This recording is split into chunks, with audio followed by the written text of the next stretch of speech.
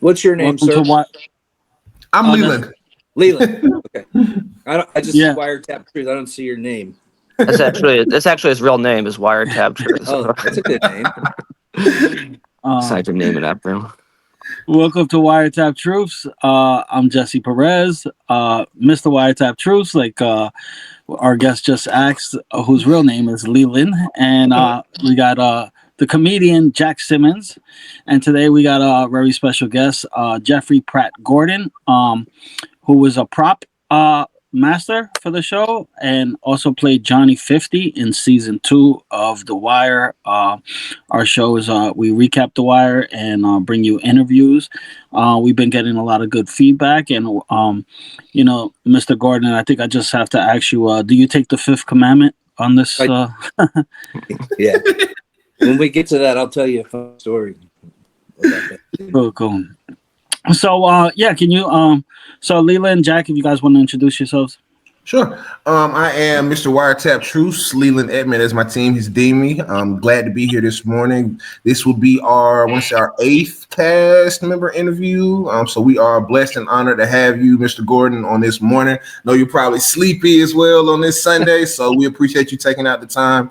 We appreciate all the fans, all the love and support. We just cracked 90,000 views as a whole channel. So we appreciate all the love, all the support. People who want to be on the show, feel free to reach out to us. We'd be glad to have you on.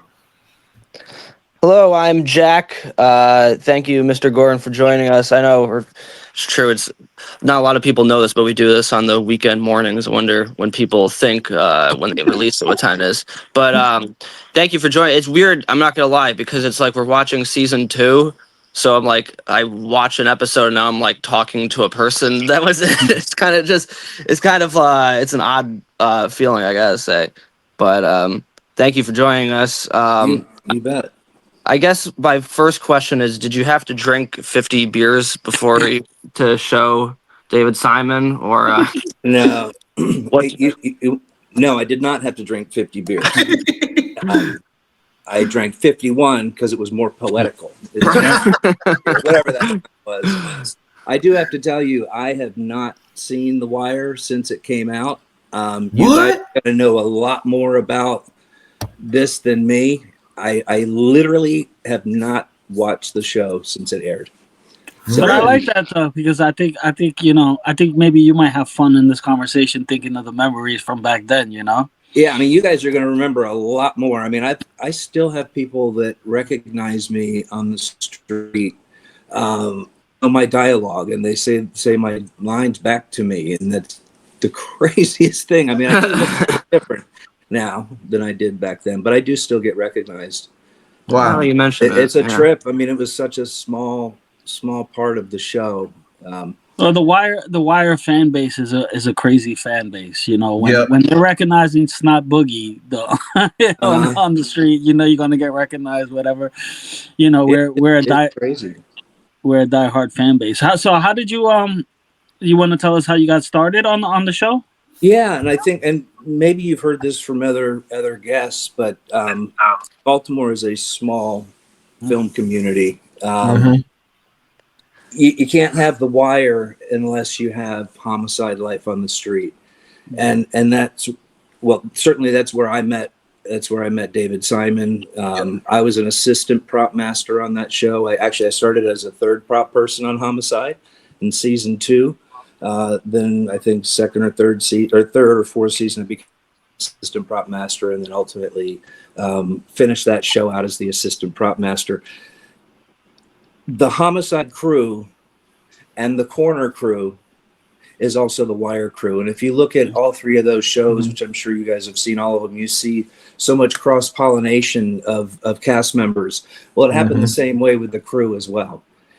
So I get my start on a John Waters movie doing props on Serial Mom. Immediately following that movie, Homicide season 2 starts gearing up. I did not have anything to do with season 1 of The Wire. I'm sorry. You guys can edit this, right? Yeah. I can, but we love all. We probably gonna keep it all in. We love it all. Let it roll. Okay, so Homicide. It was a crew that, for the most part, remained the same throughout all 7 seasons of Homicide, and so there's a lot of recycling. I think it was around, well, in the first couple of seasons, David Simon was always coming around. He wasn't on the crew yet. You know, he had written the book Homicide, but he had not become a staff yet. But he was always there. And David Simon was, I mean, the guy is so fucking smart. You know, even then he's a reporter, right? And he would come on set, and we'd have many visitors come on set. What David Simon would do is he'd wander over to the prop department and he'd start asking a million questions. Hey, how do you do this? And what's up with that? And what about this? And then I would talk to wardrobe and like, oh yeah, Simon's hitting me up about questions. And so what he was doing was really setting down the groundwork for everything that's in his mind. You know, the Corner came after that. The Wire came out of that. Like, just the man is so prolific. He's incredible. So that's how I got to know David Simon, and I want to emphasize that we were all one big family, from Homicide to the Corner to the Wire. And then you can also throw a little bit of the Oz TV show in there, you know. So there's so many ways that we're all connected on the Wire. That's how it happened. So after Homicide, I did the Corner, and then Clark Johnson got a show that he was going to direct called Boycott with Jeffrey Wright, and who else was in that movie? Terrence Howard, Jeffrey Wright. It was an HBO movie, Boycott, about the Montgomery bus boycott in Rosa Parks. Clark Johnson hired me to be the prop master, and we shot it here in Atlanta in 2000. Okay.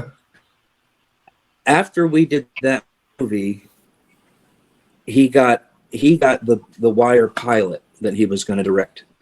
So having worked with Clark as an actor on Homicide, then as a director on whatever the one I just said. Boycott. Thank you. I'm just waking up. On Boycott, he then asked me to be the prop master on the pilot for The Wire. And I said yes. And at the time, you know, Master was, you know, new to me. I was, I think, only 2 shows into being a prop master on my own. It was kind of a steep learning curve. I had a lot more responsibilities than I had as an assistant prop master. Long story short, did the pilot with Clark. And when it came time to air, then what happened is The Wire got picked up. When The Wire got picked up, I was not asked back to be the prop master. Nina Noble, one of the producers on the show, she wanted Mike Sabo. Mike Sabo is a person that I worked with on Homicide and The Corner. So I did not land the prop job for season 1. That was Mike Sabo. So I'm off in my own little world doing whatever projects. You can figure it out on IMDb. I can't remember the timeline, but I'm doing other shows. I'm not even associated with it.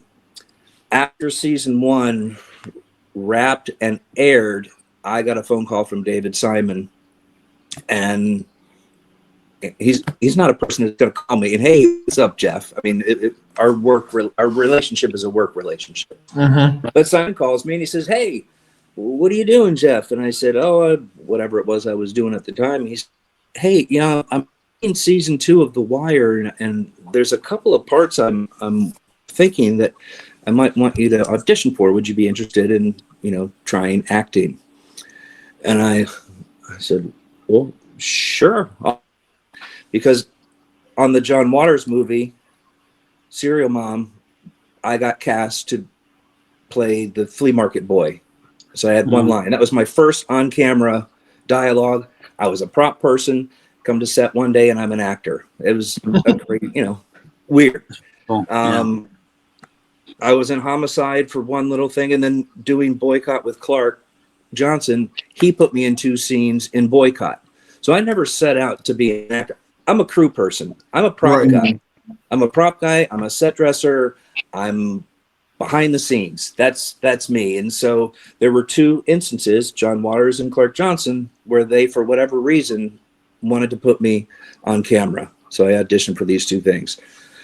So after Simon calls me and says, "Hey, I'm thinking about a couple of characters for you," I said, "Sure, what the heck, I'll do it. I got nothing to lose."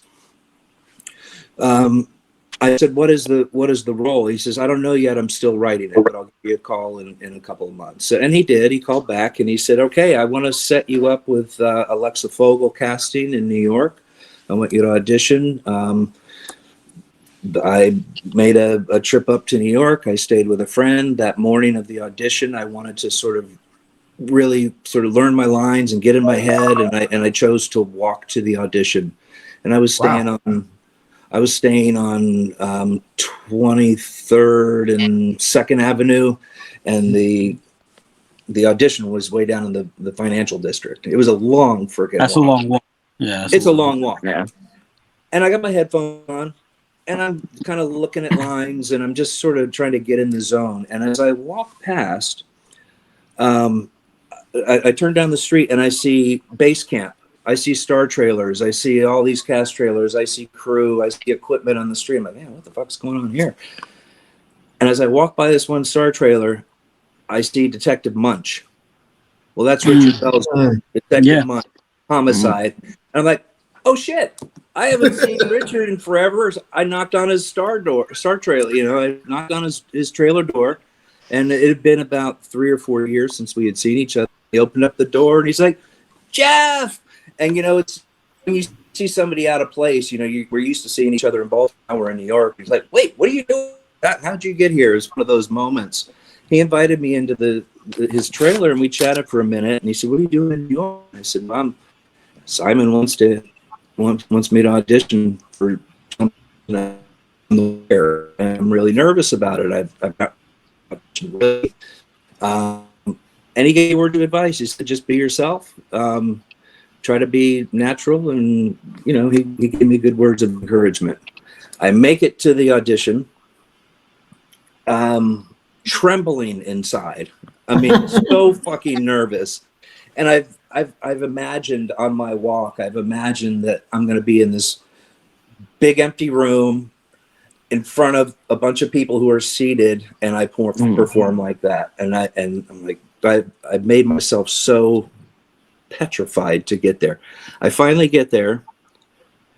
They say, "Oh, hey, Mr. Gordon, let's let you in here." And they put me in this room. It's literally like a 10 by 10 cube with a bunch of shit in there. And then there's a backdrop and a light and a person on a little VHS camera. It was so not glamorous. It was like we were in a walk-in closet. It's like an interrogation room almost. It was even smaller than that. It was really, really small. I'm like, wow, this is fucking crazy. And I didn't know what I was reading for at the time. And so I said, what part am I reading for? And they said, "Oh, you're reading for 2 parts, actually. We're going to have you read for Johnny 50, and we're going to have you read for Horseface." Wow. So yeah. Did you know that? Yeah, so No, I didn't know that. Yeah. Horseface or 50. Of course, I don't know anything about any of them. And they give me the lines. I do the lines. They asked me to do it a few times. Mind you, I haven't done a proper audition before. And they said, "Okay, thank you very much. That's Mr. Gordon. We'll be in touch." And I left there with my head down. I'm like, "You botched that line. You fucked up so bad. I was so hard on myself. You fucked up your lines. You're not going to get it." And I was like, fuck it. I don't care. But all that stuff running through my head. Yeah. I also have to interject that at the time I was working on Ladder 49, the movie. Great movie. I was a set dresser on that show, and I was a full-time set dresser. So I think that audition was, Monday or Tuesday when I'm back in Baltimore. Thursday, I got a call that said and said, "Congratulations, Jeff. We want to welcome you as a cast member to The Wire." And I said, "Oh, no shit, really? Wow, cool. Who am I playing?" Because I read for both. "You're going to be Johnny 50. I said, "Awesome. What's next?" They said, "Well, tomorrow we're going to start with a full cast rehearsal at the bar. And then after the rehearsal, then we're going to have hair, makeup, and wardrobe consultations and then we're off to the races.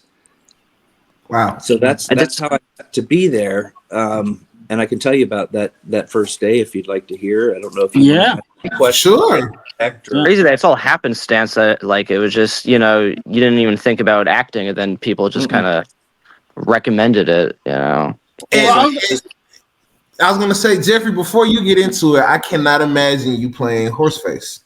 yeah. I'm just trying to put it. Yeah. I'm trying to put it in my mind. Was Let's just say Horseface written as like was he written as like a younger character? Because Charlie No. Scally was like much older than you, I think, right? Yeah, he is. If you want to, can I go get something? Because I just Sure. yesterday I found the pages they gave me to read for. Oh yes, that'll be awesome. Okay, hold on. No, that'll be perfect. Perfect. Okay. Perfect. Take your time. Okay. I also found all of my scripts from season 1, all of the call sheets. Oh wow. Yeah, hold on. If you could give us. So we got some exclusive Wire behind the scenes scripts and callbacks. Are you guys excited to see this? Authentic. Could y'all imagine him as Horseface? That'd have been crazy. No, That'd have been crazy. Yeah, but Johnny 50 fit perfectly. Right. That's what I'm. I can rarely like picture other actors in the roles that they ended up playing. What if Horseface was Johnny 50? Like, what? Oh, we can't see it, John. Bring it down for us. Mr. Perez. Oh wow. Is that like his pretty cast photo? That's crazy. Yeah. So this was actually for the pilot, and mind you, this is before technology, and I mean, we didn't have digital cameras, we didn't have any of that stuff. This was the old way of making props. I took a picture of him, a Polaroid. I cut the thing out. I slapped it on there, and you print it, you laminate it. That's how low rent. Wow. Wow, that's amazing. I love Pre-technology. It looks authentic. I mean, It does. It does. It was from the pilot. Hold on. No, I mean, like it looked like a real ID almost. ID, yeah. Let's see here. So, yeah, here's the instructions on how to get to the casting office. No GPS back then, huh? It's a fact. Yes, The cover sheet. I know. Johnny 50 scene. That's Wow. amazing. That's pretty cool. Is that the scene that you auditioned for? That you you read the for? Yeah, this is what I read for Johnny 50. What scene was this? Let's see. New child Ella Grant says Johnny 50 enters the bar carrying 2 dozen eggs. It's when I come in and say, "Who wants eggs?" When you drink the eggs and beer and all that stuff. And you get pulled over by the cops after. Yeah. Yeah, that was that one. And then the horse face scene. And that's what I read for the horse face scene. Cool. And which scene was that? What was the horse face scene? Let's see here. At Locust Point, Carver stands with a half dozen uniformed officers waiting amid a phalanx of radio cars. Then he leans into the window. It's Horseface with Nick in the passenger seat. Horseface says, "What's up?" DWI checkpoint. Step out for a breathalyzer. It's 8 in the goddamn morning, Horseface says. That's the scene. Yeah. And what's crazy about that is in the actual show, Horseface didn't even say those lines. Yeah, Horseface didn't say it. That's right. Yeah. That's interesting. Wow. Yeah. Let me ask you, is it I was gonna say, is when you read that line, those auditions, did they tell you like much about the character, or were they just like, here's the dialogue? Thing. I have no character description, no nothing. In fact, even when I got the role and I'm on set, no indication as to who my character was, other than it was a real person who did drink that many beers. But no, I wasn't given any indication of who he was or how to play him or anything. In my mind, I don't know if it translated or not because I'm not a professional actor. In my mind, Johnny 50 was not the problem in the country. Yeah. For me, I Johnny 50 looked up to Ziggy. And so for me, in my mind, when I'm doing this character, I think I'm a good guy. Like at the core, I'm a really good person. Yeah. I've landed in with a couple of fucking dipshits, namely Ziggy. Yep. And I thought, if I approach it like I look up to him, that's going to make me a little bit dumber than him. But I have a line that I won't cross when it comes to, the drugs and the girls. So I've never said that to anybody before, but that's what in my mind when I could see that, because I was thinking, I watched an episode yesterday and I was like, when Nikki makes the deal for the half in dope, half in cash, Johnny 50's like, I'm not in this. Yeah, I'm not involved. He's like a clean edge, like no drugs, and so that came across as I think that came across perfectly actually. Johnny 50 was Ziggy's boy. I mean, they were, we were set. And you look like a dock worker, right? Like you were like the most, like you looked the most authentic, I think, out of that crew. Well, and I mean, they were all pretty authentic, but I was like, you could picture yourself as a union worker, Yeah, and maybe that's why David called me. I mean, to go back to that first audition day, when I did the makeup and hair consultation and wardrobe consultations afterwards, I remember walking into Alonzo, the costume designer, and I was wearing a black and blue flannel shirt, I think, and just what I'm wearing now: jeans, t-shirts, boots, and a baseball hat. He looked at me and he's like, "You're good." Like, we don't need to do wardrobe. I would say 90% of the clothes I wore on that show were my own clothes. Wow. Okay. I thought you were already in character. I'm already in character. I have had a lot of friends who own businesses, and so what I really wanted to do with my character is to sort of nest him into Baltimore. I would bring my friends. He had a record store, so I was like, "Hey, can I wear this shirt? This is my friend's. I don't know if you remember this hat. I wore it on The Wire. Iron Boss.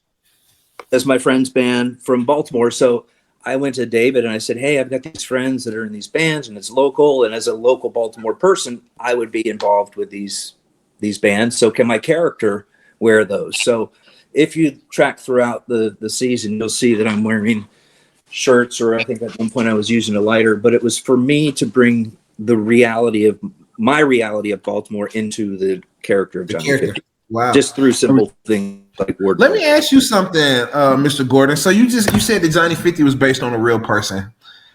Yes. Is Nick and Ziggy, are they rooted in truth anywhere in reality? Do you know? I do not know that question. I do not know the answer. I really, sorry.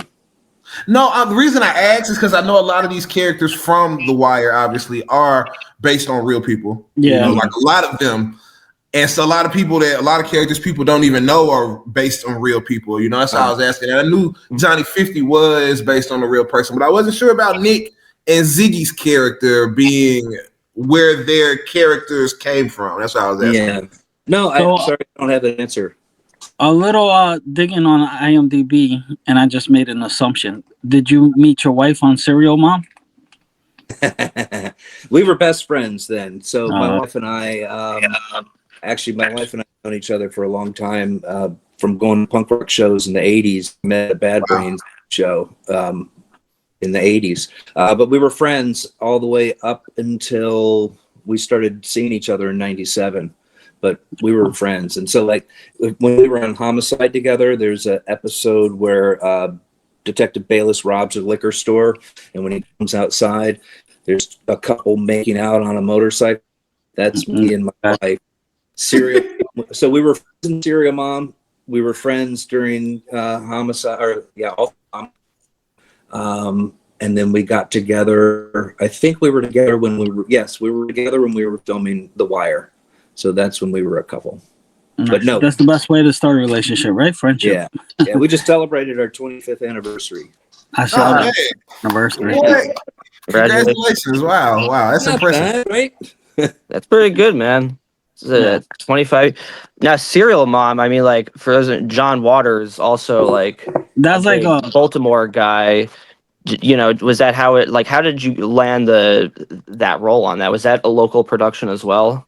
Oh yeah, Sierra Mom was local as well. Okay. Yeah, I lived in Baltimore. It's a small community in Baltimore Mhm. down in I knew John socially Oh, wow. before Sierra. Yeah, so I knew him socially, and if you go down to Fells Point in Baltimore, where we shot Homicide, just everybody's there. It's Yeah. just a small community. It's yeah. And you mentioned Richard Belzer. It's interesting. I don't know. Leland and Jesse probably caught this as well, that his character of 5 years. Detective Munch shows up in season Season 5. 5 of The Wire.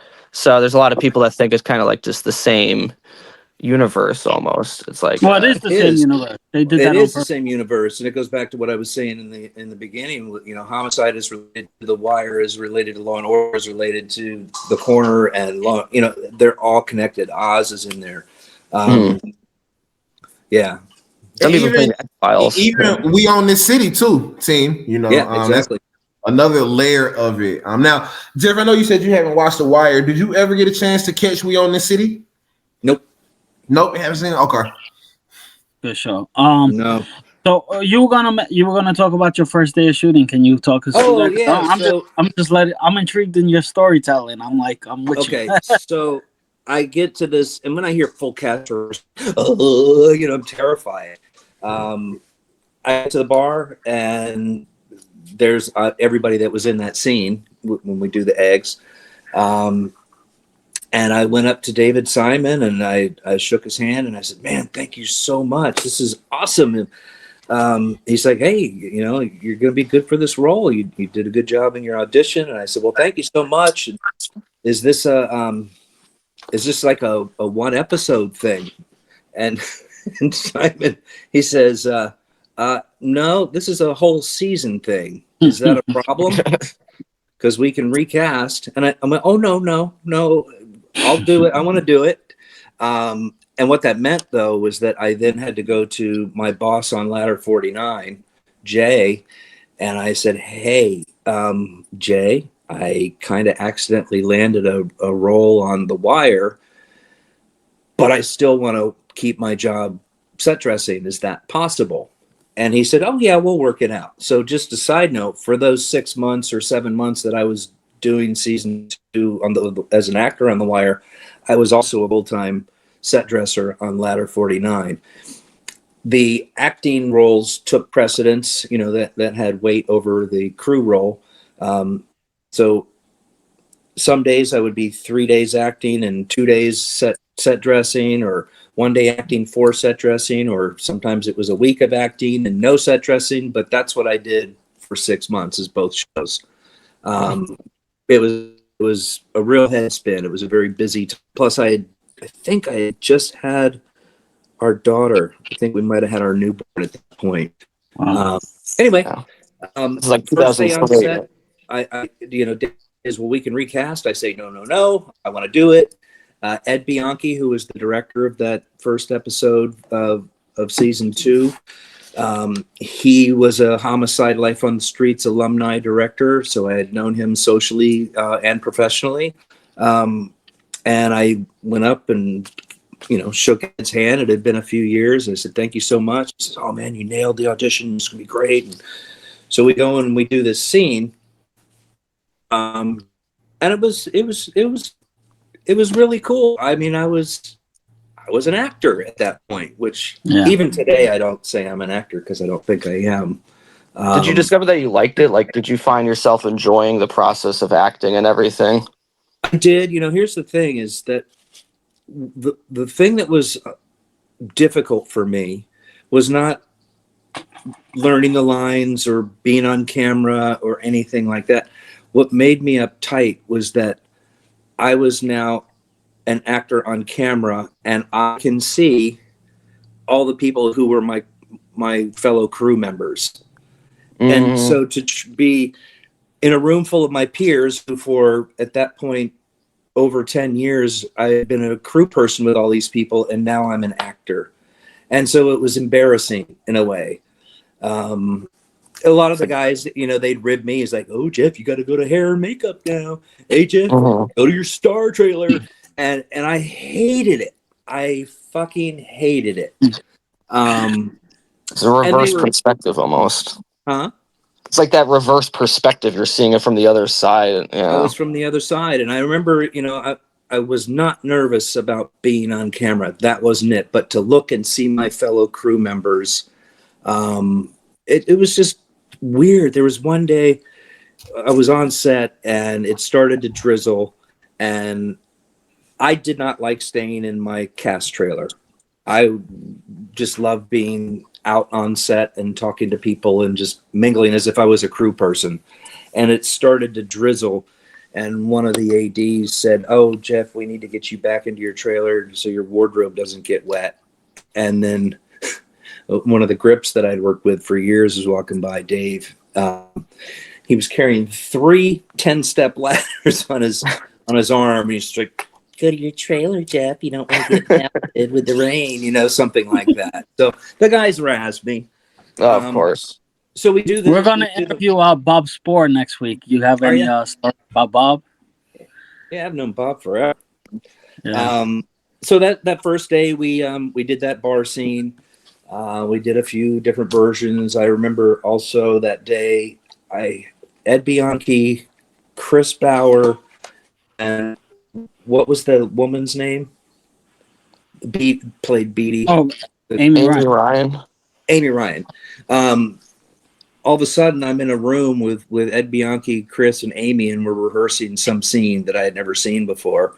And I'm nervous because Chris Bauer is so fucking good and intense. And like, what am I doing here with him? Like, I should not be here. He was a pro, and why am I here? It was awkward. It was uncomfortable for me. But go ahead. So one of my favorite scenes is and we could talk about it. The Johnny, how you got your name scene, and I take the fifth commandment scene. Hilarious. And that's hysterical. As funny as that line was too, Chris Bauer's like monologue of like the unions have been here through Tricky Dick Nixon. Tricky Dick Nixon. And he goes off and he's like, and I got too much respect for what goes on. And, you break that little tension with I think the fifth commandment, but you also show the loyalty. Like when you hear yourself say like, "Oh, what do you know? I know nothing." Yeah. What container? What? I don't know. What? Nothing about what? I don't know. And you just showed the loyalty of the union workers. But so I think you held your own on that scene too, because you kind of steal the moment with the fifth commandment line. It's a hilarious scene, and it's a really, really funny scene. And I know we go back and forth. I think Bunk has the funniest scenes in it, and I mean that's one of them. Because he's pissed at Johnny 50. He's like, "What the fuck is that name about?" He's like, he's not saying nothing. He's mad, like. Yeah, like when I did that. So the way it worked, I mean, you just, you weren't like, I knew the blocking. Like Chris is sitting there, I'm sitting in the back. That was the only direction we got. And Chris's character Sabaka was so intense, and I wanted to counter his intensity with almost complete stillness. And then when I'm brought up and I moved to introduce, like I wasn't asked to go shake Bunk's hand as like something I wanted to do, and so I did it. Okay. And then when I did it, he looked at my hand and he refused to shake my hand, and like that's all real. It's like it's so cool for a non-actor, like just to be there. So we do a couple of takes, and in between setups, Chris Bauer comes over to me and he says, "Hey Jeff, can I talk to you for a minute?" And I say, "Yeah, what's up, Chris?" He says, "I didn't want to embarrass you, but it's fifth amendment is what you're supposed to say." And I said, no, it's commandment. That's the joke. That's like how dumb I am. It's like that's part of it. And he's like, "Are you serious?" And so it was just a funny moment because he allowed me to do it. And he's like, "Oh, Jeff's a new actor. I don't want to. I'm going to tell him that it's Wow. Fifth Amendment." And I said, "No, it's Fifth Commandment. That's how fucking stupid I am." Yeah, It was just it was a funny, cool moment. that is cool. Yeah. And you know what, too? I think, and I've said this a few times, I'm pretty sure season 2 is the funniest season of The Wire.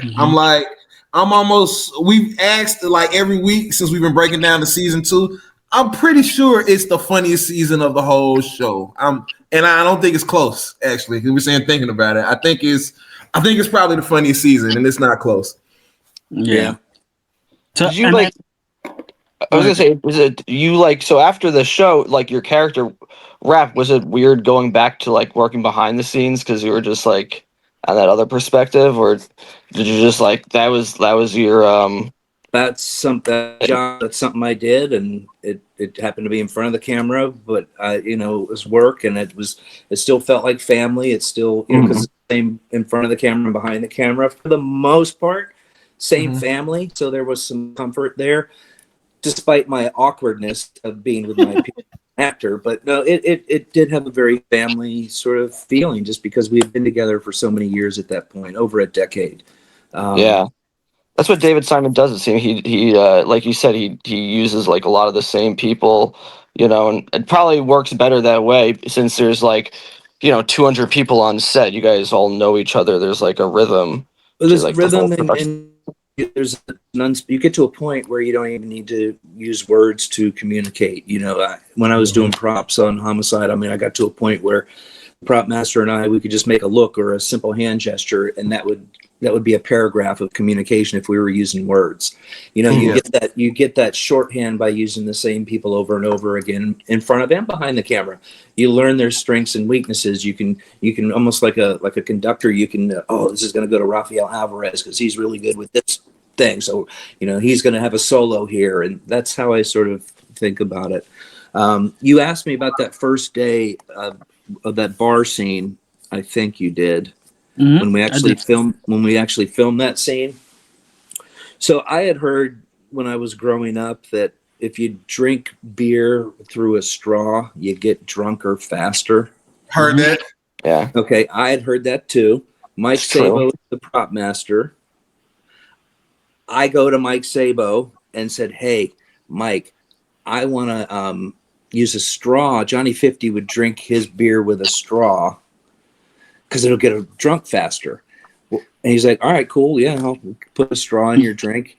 The reason why I did it is because I figured if I had a straw, I can, suck the beer out with the straw and avoid the egg, because I didn't want to drink eggs, right? So I'm thinking I'm fucking smart. I'm getting past this egg thing. I'll still crack it in, but I'm going to that egg every single time that I'm sucking on that egg shot through that straw and it was the first scene we shot that day. So at 7 a.m., maybe 7:30, we were filming. We did 7 takes. I had 7 pints of beer, non-alcoholic, and 7. I was going to say, did you guys drink real beer? Also, you guys were drinking. It was fake beer, it was non-alcoholic beer, and real eggs. And you didn't get salmonella? But it totally backfired on me. I thought I was really slick. I'm like, yeah, I'm gonna bypass the egg, and because that egg just went into the back of my throat. It was disgusting. What did it taste like? Raw egg? Yeah. Eggs. We were just saying that because I don't know if that's people what. Oh, wow. I love it. Yeah, now, what was that used for, though? Was that for like I think it was the pilot, but I'm not sure. What else? I brought a couple of things I wanted to show you. And if you'd like, I can send you a copy of the audition pages if you want to see. Oh, that would be awesome. Pop it up in your edit. You can put it up. Yeah, that would be awesome. That's amazing. Have you seen this? It's just like a collection of like all these articles and press reviews on The Wire. Wow. I did not see that. That's cool. Wow. That is cool. That's cool stuff. Wow. All of those are the scripts? Yeah. Wow. I got even more.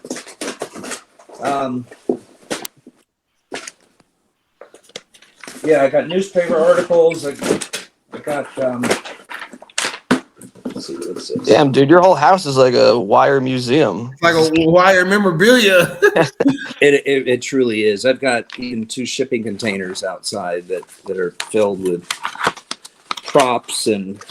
Now, how long has it been before I asked you to do this interview that you looked into this bucket? Searching for this stuff? The Wire, yeah. I was actually already searching through this stuff. So what I'm doing now personally is I'm in the middle of creating archives. So I've got my Homicide Life on the Street archive. I've been searching. I'm trying to get all of my props, all of my scripts, all of my everything in one place. I'm digitizing everything. So I'm making a wire, from my perspective, I'm making a wire archive, which is scripts, sides, call sheets, photographs, costume, wardrobe, and I'm basically digitizing that archive. And I'm doing Homicide Life on the Street. Then I'm doing my John Waters movies. So I always have a camera with me. I've always been taking pictures. I've got props out the wazoo from every show I've ever done. That's what I'm amazing. doing. So to answer your question, I was going through this stuff before you guys reached out to me. But because you reached out to me, I did sort of shift my focus to more wire specific things to try and find. Oh, thank you for that. Yeah, we appreciate Absolutely. We were like going through the IMDb before and do a little research, and yeah, you do have like a pretty extensive filmography, like Wedding Crashers and Killer Joe, and it's got to be amazing just being able to keep the props. You're the prop master and set designer, correct? Production designer. Production designer. So you basically get to hold on to all that and design the whole space. That's incredible. Yeah, I'll tell you, I never set out to be an actor or a prop person or anything. My only rule was that I wanted to be in a creative field. So long as I'm using my brain creatively and being challenged in that way, I look back at my career. It's predominantly behind the scenes in the art department, whether it was set dressing or props, or I've been a greensman. I've done acting. I wrote a screenplay. I produced a documentary. It's all creative. You're active.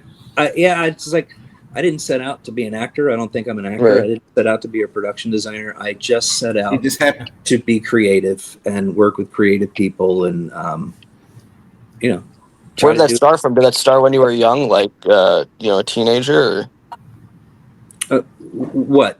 Your drive to like work in film, essentially. In the arts.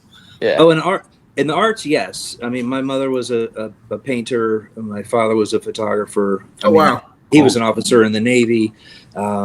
She was the director of the Witness Advocate Victims Assistance Program in Anne Arundel County, Maryland. So she's with the courts, but very creative upbringing. My grandfather was a painter. My mother was a painter. My father, photographer. But none, it's not like they earned a living. It's just what they did. Doing. Yeah. So my mom was a real bundle of energy creatively.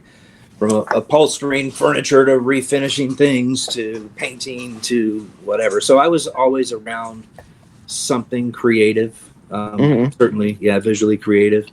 I think a lot of the reason why my career is so varied is, I'd say to Shelby, that's my wife, Shelby. I'd say, hey, I think I want to try writing a movie, and she would say, shut up and do it. And so I did, and so she really encouraged me and supported me to travel down all these paths I had an itch to discover. When did you write that? Do you still have when did you write the script for the movie? Oh, I wrote a film called Gospel Hill with a friend of mine who is also a set dresser. I think we started writing it on the tail end of season 2 or 3 of The Wire. And we shot it in 2007 in Rock Hill, South Carolina. Wow. Now, do you have any inclinations to continue to produce or be in the industry in this day and age? I know the strike affected a lot of people. We've heard from some of our interviewees the writing strike, but do you have any like desire to stay active or get back into it? I never left it. So after The Wire, I went back to doing props, and then in 2010, actually 2006, I started production designing smaller projects. And then in 2010, I did that movie Killer Joe. That was the last time I did props. Okay. Was in the Killer Joe film, and then I Great started. movie. Fucked up. Fantastic movie. Yeah, absolutely. Very dark. Very disturbing. Yeah, but a great experience, and that was the last prop job I had, and I've been a full-time production designer since then. So I started production designing full-time in 2010, and that's what brought me to Atlanta. The business kind of dried up in Baltimore area. Yeah. This is post 2008 strike. I found myself on the road looking for work. I was working in Shreveport, Philadelphia, anywhere but Maryland is where I was working. And then I got a show in Atlanta as a production designer, and that was in 2010, and I haven't stopped since. I saw you did some work on P Valley, if I'm not mistaken. Oh yeah, I designed that whole show. Wow. Yeah, I did 3 seasons of that. That was a fantastic experience.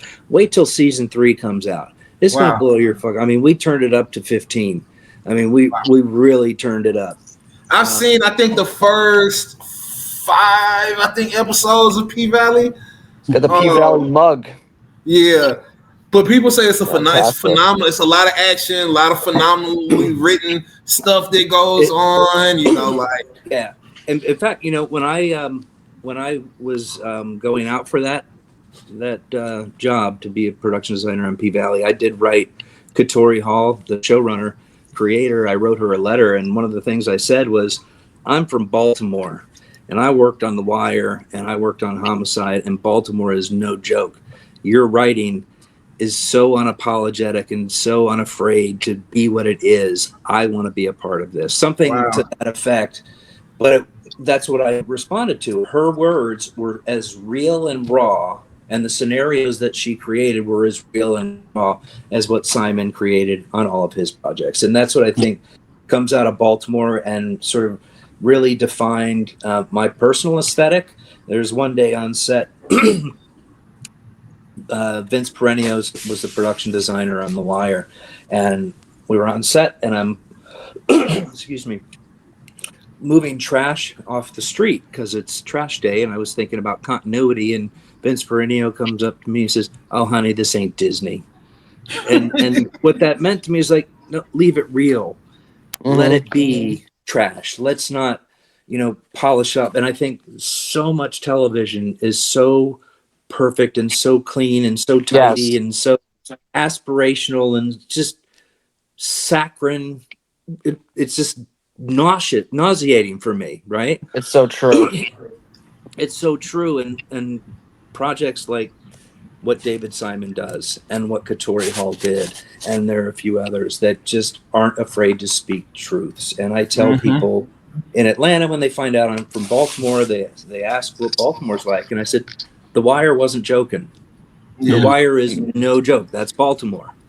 And you got to have your head on a swivel, and but Baltimore's home. I love Baltimore. Wow. And team, as we break down, we own this city, Jesse and Jack. I mean, I know you said you've seen it like once.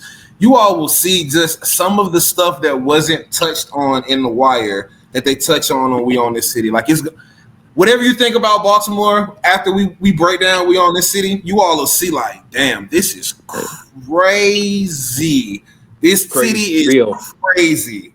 Yeah, it's wild, man. I'm telling you, Jack. I think it's gonna blow your mind, Jack. When you watch We Own This City and you see it, you're gonna be like, "This is crazy," because it's wild. Some of the stuff it's insane. Like it's insane. So, I was part of that whole that cop thing that they're talking about, and We Own the City, and it was during the '90s, right? Isn't that when it's set? I haven't seen the show. It's set in like early 2000s. What's the and person's then name? all the way to like 2017. Like it's 6 episodes, but it spans over like 17 years of stuff. It's a lot of moving pieces in those 6 episodes, and they flash back and then they go to present day. Like it's a lot of different eras in those 6 episodes that they show.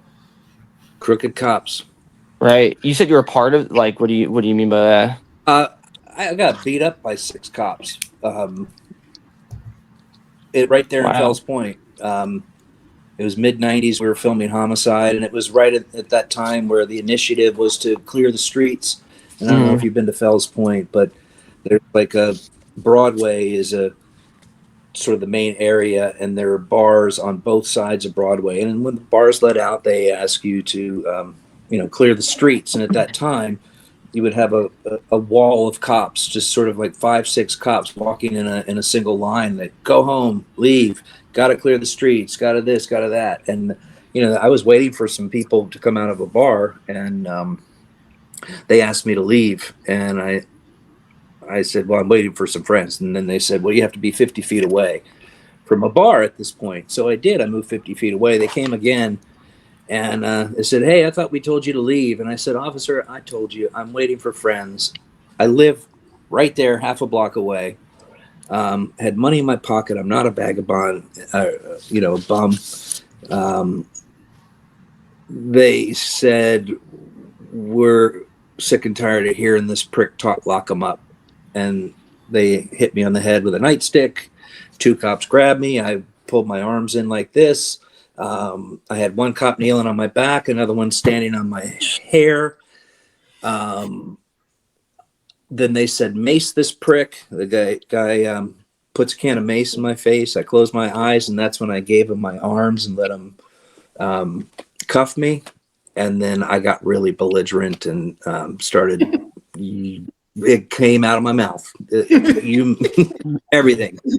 Every fucking thing you could say. Jesus. And then one of the cops kicked me in my face.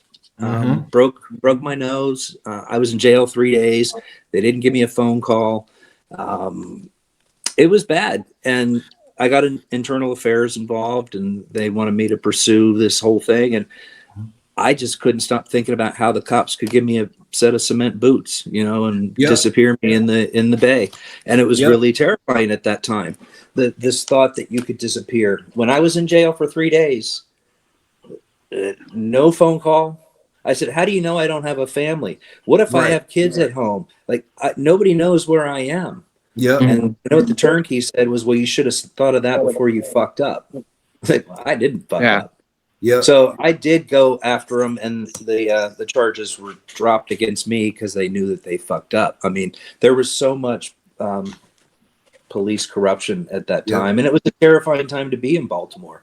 And They can just get away with anything. And Jack, as you can see, like it's not just a black and white thing in Baltimore. Right. These cops in Baltimore, and I won't say all of them because I wasn't there. I just know what I'm seeing, what I've heard from people. It's this sense of just power where you're gonna do what I say, even if it doesn't make sense to you. You're gonna do what I say, or I'm gonna hit you and I'm gonna arrest you, and I might even plant evidence on you. It doesn't matter black or white in terms of the brutality and how they were stealing people's money. Like they were literally stealing civilians' money right out their pocket, like right out their car. Like it was. And Miss Donna, what she was telling y'all in our last interview about the cop that passed, Daniel Herschel. He passed like 2 weeks ago, 3 weeks ago, whenever it was. He was one of the worst. He would pull you over, go through your car, say, "Hey, I smell weed." Take your money out your car. He might take $600, and he'll turn in $50 and keep $550. From civilians though, people that weren't smoking, weren't drinking, weren't in the wrong, nothing. So it's. To put in perspective, you can see like what kind of volatility was going on. It might still be going on, I don't know. But with the cops and the civilians, man, I'm telling you, Jack, it's gonna blow your mind when we break down We Own the City. You're gonna be like, this shit is crazy because The Wire doesn't touch on it too tough like that. Like it doesn't really paint cops in such a bad light like We Own the City does. Like it doesn't show you the corruption that was going on with cops and civilians and stuff. It doesn't really touch on it outside of Officer Walker, maybe. You know, Right. he might be the only one that, you know, we kind of get like, yeah, that's fucked up. But when we see we on the city, Jack, it's gonna blow your mind, bro. Because it's some of this stuff is sickening to a point. Like some of these people lives were ruined. Like I'm talking 8-9 years in jail for something they didn't do that the cops did to them. Like they planted evidence and it would go to court and it's like, oh well, it's your cop versus the word of the cop. You know, your word versus theirs. You know, so you got people doing 10 years, 8 years, 7 years for something they didn't joint. do. For a joint. You know, it's crazy. It's gonna blow y'all mind when we break it down. I'm telling y'all, because it's insane. It's insane, man. Now, Jeff, before we move on to your character, there's something, because I just want to touch on something you were saying before. You were saying how like everything feels like sterile, and I had that exact thought. Like about a week ago, I was watching a trailer for like this movie with like Sydney Sweeney, and it had her house. And you're right, like every movie now, everything is so clean. Everyone's houses are so clean and sterile, and a lot of that I think is to blame for green screens. But even without it, it just seems like everything is proper and it's like boring, and I don't know. It doesn't feel. There's like a cognitive dissonance where you don't feel. You know, one thing about The Wire is like you're right. It feels like it feels like a lived-in world, and it's not. Yeah. You know, Yeah. were you trying to take that approach when you were designing the set to make it like look? People's houses aren't always nice looking. That you know. I'll give you an example. I did the show I did. It's called Single Ladies. Mm-hmm. VH1. I got hired to production design the pilot, and everything is very neat and tidy, aspirational. You hear that word a lot from the studios. It's aspirational. We want to inspire people. We shot the pilot. It got picked up into the first season, and I remember being in a discussion with the director, the showrunner, some producers and writers, and we were talking about moving into season 1. What are some of the things that we think we should change or pursue or accentuate that we did in the pilot? And I said, I would like to see sort of that level of reality that exists. Like maybe they didn't make their bed all the time. Maybe, there are dishes in the sink. These little things that happen with all of us in our homes that are so real, even if it's not called attention to, it registers with the viewer and it registers with the actor.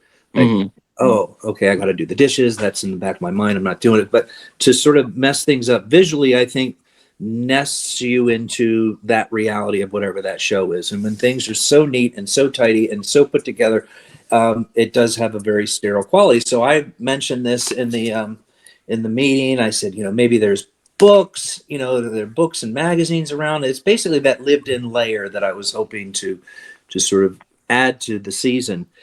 And the showrunner looked at me and she goes, "Books? Magazines? These bitches don't read. What are you, crazy?" And I said, "Oh, okay." I said, "What about not unmade bed?" And she said, "No, everything is in its place. There is a place for everything." So there was a sterility to that show because that's what the studio wanted, is something that is aspirational for the viewers. So more often than not, that's what you're doing. And that's why I respond so positively to the shows that we did in Baltimore, where it's like, we're going to do it like the way it is, like this reality. And that's what I like so much. And, when I did P Valley, it's just real and raw. And that's what inspires me, is just reality and heightening reality or accentuating or not being afraid to lift up the tent and take a peer into the salacious stuff that's going on inside. I like that about production design, is really being that kind of visual truth teller. Absolutely, and it accentuates the characters because it, like you said, does. with those characters you're describing, they're not supposed to have a nice apartment. With The Wire, everyone, their apartments match who they are as a person. We were watching an episode. We were going over an episode yesterday with McNulty just answering the voicemails on his answering machine, and his room is a mess, and it looks just like shit. And it's like that's who he is, and it Yeah. it shows they you guys understood who the characters were, and it gives you like a more glimpse into their lives, Yeah, and as a production designer too, it's sort of my job to inform that actor who they are through their physical environment. So oftentimes I'll have conversations with the actors before we start filming, just trying to get a sense of their interpretation of that character and who is your character and does your character this, does your character that, so on and so forth, so that I can sort of put things on the set that will trigger them on their periphery. And I really believe that as a production designer, my job is to remind people who they are and where they're supposed to be. So by providing a truthful visual world, that could help the actor. I think I think putting them in a space that rings true is going to help the performance. I think I'm not being very articulate in how I'm saying this. No, but- absolutely. They No, move we get around with their we get what you're saying. locations. They Huh? need they move around with their locations. They need like an idea of where they are. That's why it's always awkward when you watch like a green screen, because people are like, they don't know what to do, or it seems, when people are like on location, especially like a well-designed location, it seems like they can Yeah. play around with their environments more easily. Mhm. Like Stringer Bell's apartment looked really nice, and I think were you in charge of designing that environment? No, I was not a production designer on The Wire. Season That's 3. all radio. Yeah, Okay. I did not have anything. So I was the prop master for the pilot, and then an actor season 2, and then they brought me back in season 5. Oh, okay. And that was my next question too. Was just bringing you back in season 5 for those little scenes. What was that call like, or experience like, or like what was? Casting called, and they said, "Hey, Jeff, I think it was John Strawbridge in casting. He said, hey, it's been a while since we talked, but are you around? Because we've got an episode that we're gonna bring Johnny 50 back." And I said, "No, I'm free. I'm here. Yeah, let's do it. Dog got teeth, don't he?" No, Donnie. Now, what if you were? Ooh, what do we got Is that here? the vinyl? What is that? Oh, it's a calendar. Oh, okay. Did you see that? No. Is that Wow. Is the first? Look, it's the first time I was ever a calendar boy. I'm a calendar boy. Damn. Nice. Ziggy's duck. What's with the fucking ducks? They make you strict for Hey, if you got an extra one of those, I'll take that. I'll take one of those. Wow, that's good stuff. So let me ask The you, dates what if weren't you had working. said? What if Yeah. you had said, "Hey, I'm But not it'll be nice available"? memorabilia. Yeah, go What ahead. if you had said, "Hey, I'm not available to shoot those season 5 scenes"? What would they have done? They would have written it Just out. wrote it out. Yeah. Oh, okay. Okay. But I think it's important. I like that scene. It was so simple, and it told so much about all of season 2. Just sort of in that one scene, you can really Yep. tell the downfall, the breaking of the union, Yep. the They're not hardship. working. Not They're homeless. I also found it funny that they chose the guy who had 53 beers, that he might be on his way to an alcohol problem and homelessness. right. There it was. Damn. Oh, and that outfit that I was wearing, that the jacket that my character was wearing in that scene. I spent 3 years with a homeless man. Wow. I wasn't homeless. I was going home and sleeping in my bed, but I spent 3 years with this guy, and I was very inspired by him as a person and his ability to sort of survive and exist outside of society. Anyway, he made a coat, and my character was wearing that coat. So Wow. I was really wearing a homeless person's coat when I was doing. What was that? That was for a documentary that you spent 3 years with this guy? Yeah, just for my own personal. He was always around when we were filming Homicide. He was always down in Fells Point, and I would see him, and he was paranoid schizophrenic. Wow. Wearing lots of different layers of clothes, and I spent it took me a while, but I got to get to know him, and he trusted me, and I documented his life, videotaped, photographed him. I have all his clothes, all his jewelry, all his everything he made. So cool.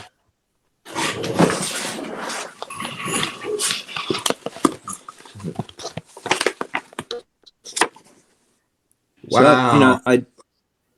He made Wow. all these freaking. So I photographed him and documented his life for 3 years.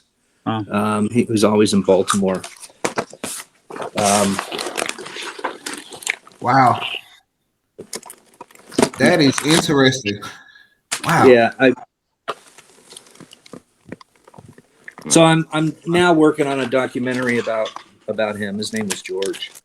Okay. But yeah, my character wore some of George's clothes.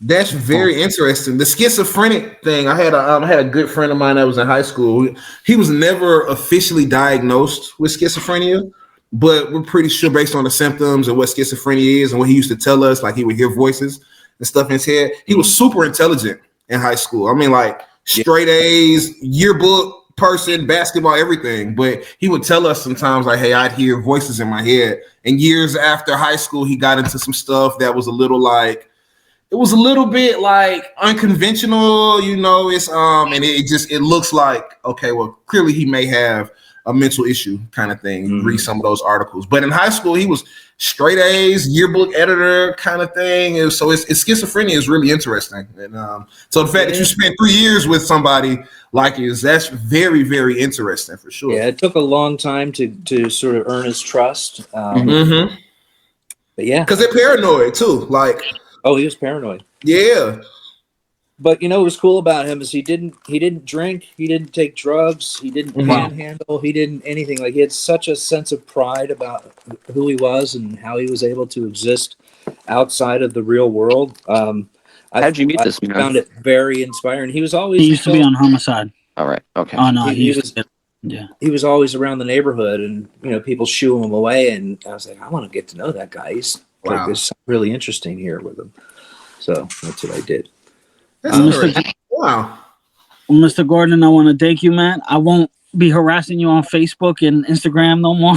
I'll just see the interviews that we have. I had the longest. Are you available now? Are you available now? I know. John 50 was getting annoyed with me. Yeah. But No, I wasn't getting annoyed. I was working on a show. Yeah. I was commuting 4 hours a day, 2 each way. I was on a show, and you were calling, and I was sort of, my cup was very full. Yeah.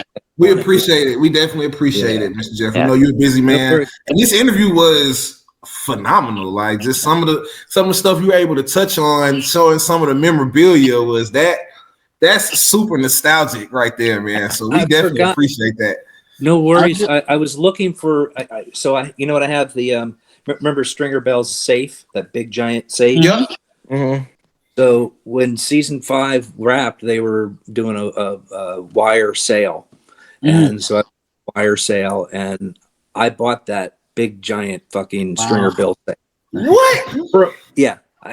For $1. Oh yeah, no, I can't beat that. I would have done it too, and probably wouldn't have had no way to get it home. But for $1, I bought it for $1, and I said I'll pay $1 for it, but it's got to be delivered. So the teamsters drove it to my friend's shop. And I bought that, and I bought from McNulty's apartment. There's an Irish drum called a boron. I have that. I was looking for this notebook. Remember in the Wire pilot when Stringer Bell is in the back in the courtroom, and he's in the back and he's drawing. Yeah, he's drawing the "fuck you, detective." Yeah. Yeah. So I still have that folder and that drawing. That's awesome. For it. I haven't gotten to it yet, but I know I still have it. I also was looking for all the labels that I made and detective badges, like I showed you, Burwell's. I've got more of that. When I find it, I'll send you pictures, and you. Yeah, I'll give you my email address. You could send me some of the stuff. Of the stuff you showed me now, like the callback. And Jeffrey, before we let you go, I have a question. So when you finish all of these, I get digitizing all of this memorabilia and stuff, where does it go? Like, when you finish with it, what do you do with it? Like, you just keep it? I don't know the exact answer. What I would like to happen is I would like it to go to an archive of like some institution, like maybe Johns Hopkins or. Got it. I was an alumni for University of Maryland, Baltimore County. I went to UMBC. So I'm just starting to think about, where does my archive go? I don't know yet. I have been talking to a couple of people whose careers are finding homes for archives in institutions. Okay. So that I've started that conversation with a person. But I would really like to see, because it's more than just the script, right? I mean, yeah, these are all original scripts. These are things that people, I think would want to see and have access Definitely. to. Yeah. Especially going from the white pages, which is your first draft. You get your first script is the white pages, right? And then you get all these. Next is blue, then you get pink revisions, and so on and so forth. You get all the different colors, and I think a lot of people would really find I it mean, I'm not interesting. even kidding when I say this. I think like The Wire is such a like renowned show. Like it could have like its own like museum For archive sure. for Oh it no, for in sure. Baltimore. Absolutely. I mean, it's Yeah. studied in colleges, right? I mean, Yeah, Yeah. for sure. impactful. But the difference, for people that read the version one of the draft of the script, and then here's the revisions in two, and then if there are a lot of revisions, you'll get a script that's collated. It's just so rainbow colored with all the revisions. That's what was shot, right? Mhm. But what people don't have is the very first The iteration of original those. script, man. Yeah. That's So I think it's important, and I'm not the only one that saved his scripts either. So what I have isn't special in the fact that I have scripts, but I also saved all the props. I also saved the Yeah. pictures. Like I've got thousands of photographs from Homicide: Life on the Street behind the scenes. Yeah. Mhm. Like it's a shame. It would be a shame if my collection and my archives just went in the trash. Yep. And that's why I was asking about that, because it's like it sounds like you have a real time capsule worth of stuff like to put I do. together for multiple shows. Like that's why I was Correct. asking, when you're finished, who gets it or where does it go? Like, cause it's got to be seen somewhere. Like, It's got to be seen. I mean, I still have most of the wardrobe that I wore, but also on Homicide: Life on the Street, I photographed every day on that show. I've got 7 years of behind the scenes photographs that I just took for me. You know, I really want to share my collections and my archives. It's a shame that it's all in my house. No, I mean, I say, keep going, Mr. Jeff, keep doing it, because you have more than enough history of these shows to put in a capsule, like for fans and just people of the shows that want to know more about it. You definitely should keep doing it until you finish it. Like, don't let up on it for sure. No, I don't think it's in me and it does become a burden, because if you think I've been doing this, I joined the union in 1992, so I've been doing this 33 years, Mm-hmm. and I saved everything. Wow. Scripts are heavy, and For I've sure. moved so many times. My wife is going bonkers. That's why I have shipping containers outside, because I don't throw anything away. I don't know That has why. purpose. It has like sentimental value, and it has it's like art that it's like timeless. It's also historical value. I mean, Yeah, David of course. Simon's writing is studied for a reason, right? It is. And team, when you all, like I said, when you all see We Own This City again, I know Jesse, you've seen it once. Jack, when you see it, you'll understand, like, it is just as, I don't want to say as well written as The Wire, but it is phenomenally written. Like, it's only 6 episodes, but it's spanning in between so many different time eras, different moving pieces. Like, you can tell that, okay, person who wrote this and wrote The Wire, these are clearly the same people. Like it's a phenomenal 6 episodes worth of show. Like it's phenomenal, man. Do you guys want to ask me any more questions? I don't feel like I've answered enough questions. No, Do you have the original script, like the original version? Was there like a difference between was there any big changes to Johnny 50's character? Or is that pretty much the same, or It's pretty much the same. it's most like dialogue stuff? Interesting too. There's one experience, and it was a scene we were shooting at the bar, and I don't think it was the egg scene. It was some other one, and I remember the director said, "All right, great, we got that scene, moving on." And I overheard one of the producers at the monitor say, "We need to have another one. We need to do another take." And Ed said, no, we got it. That take was great. She's like, yeah, what? And he says, why do we need to do another one? She said, well, performance. But she didn't say who the performance was. But my paranoid ass thought it Right. was me. And I do often wonder, you know, the Johnny 50 and the horse face things. Like, I'm wondering, like, those are two completely different characters. Mm-hmm. I read for both of them. Why did I get this one? Would my part have been bigger if I got horse face? Was I, you know, not good enough to be horse face? And so that I'm always playing that dialogue back with myself, you know, like, why didn't I get that? But Charlie is very different. I mean, and according to Beatty too, you know, Horseface's character looks like Horseface. You know? Yeah. You know, she said, you know, Yeah.